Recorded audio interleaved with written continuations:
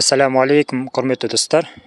Бұл видеомызда Саид ибн Амир аль-Джумахи радиаллаху анху сахабаның өмірі туралы баяндаймыз. Ал сіз біздің каналға әлі жазылмасаңыз, жазылып, өз пікіріңізді білдіріп отырыңыз. Бұл сахаба өз өмірі мен ақыретті сатып алған. Алла тағала мен Расулын саллаллаху алейхи вассалам барлық нәрседен жоғары қойған. Жас кезінде Саид ибн Амир Пайғамбарымыздың саллаллаху алейхи вассалам сахабаларының бірінің, яғни Хубайб ибн Адиді меккелік мүшриктер оны қалай қинап өлтіргенін өз көзімен көрген. Мүшриктер Хубайб ибн Адиді өлтіру үшін арнайы белгіленген орынға алып келеді. Сол кезде Хубайб ибн Ади мүшриктердің үлкендерінен өлім алдында 2 ракағат намаз оқып алуына рұқсат беруін сұрайды. Намаз оқып болып былай дейді: егер сендер мені өлімнен қорқып намазын ұзақ оқып жатыр деп ойламайтын болғандарында намазымды ұзағырақ оқыр едім дейді.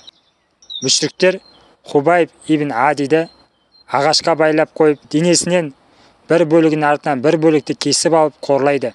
Осылай қорлап жатып, мүшриктер Хубайб ибн Адиге айтады: сен аман қалып, орнында Мұхаммедтің болған қалайсың ба деді. Сонда Хубайб ибн Адидің денесінен қан ағып тұрып: Аллаға қасам, мен қаламаймын отбасым қасында аман жүруді, пайғамбарымызға саллаллаху алейхи вассалам тікен кіріп жатса дейді. Сөйтіп Хубайб ибн Ади өлім аузында жатып былай қарғыс дұға жасап кетеді: я Аллам, бұларды біртіндеп өлтір және олардан ешкімді қалдырма деп жан тапсырады. Дәл осы оқиға Саид ибн Амирдің ойына еш кетпей қояды. Сахабаның өлімнің өзі Саидке 3 нәрсені үйретіп кетеді. Бірінші, хақ сенім үшін өлгенше күресу.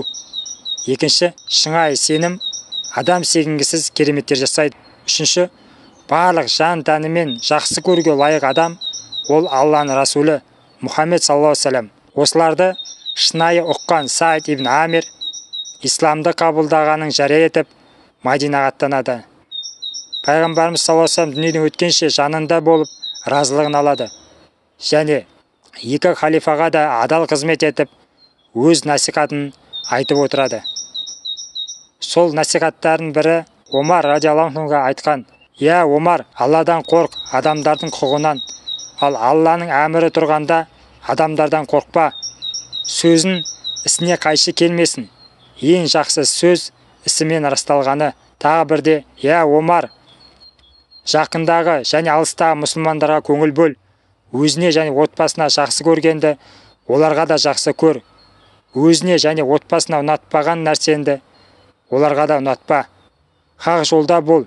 Алла жолында қарғаушылардың қарғысынан еш уақытта қорқпа деп кеңес берген. Омар радиаллаху анху өзінің халифалық кезінде Саид ибн Амирді Химске әкім етіп тағайындайды. Бұны Саид ибн Амир қаламаса да. Біраз күндер өткеннен кейін Химстан халифа Омарға радиаллаху анху делегация өкілдері келеді. Олардан Омар радиаллаху анху елдерінде кедейлердің тізімін сұратады көмектесу үшін. Сол кедейлердің ішінен Саид ибн Амирді табады. Саид ибн Амир сол өзі жіберген әкім екендігі анықталады. Делегация өкілдері әкіміміздің үйінде ұзақ күндер бойы қазан асылмайды деп Саид ибн Амирдің жағдайын жеткізеді. Бұны естіген Омар радиаллаху анху сақалы су болғанша жылайды. Сөйтіп Саид ибн Амирге көмек ретінде Омар радиаллаху анху өзінен сәлем жолдап 1000 динар беріп жібереді. Бұл ақша Саид ибн Амирге жетеді.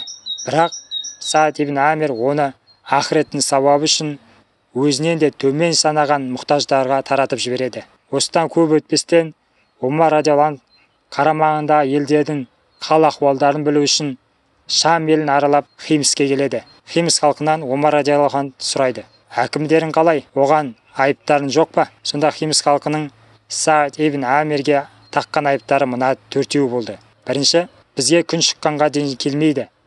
Екінші, түнде бізге жауап бермейді. Үшінші, айына 1 рет үйінен шықпай қояды.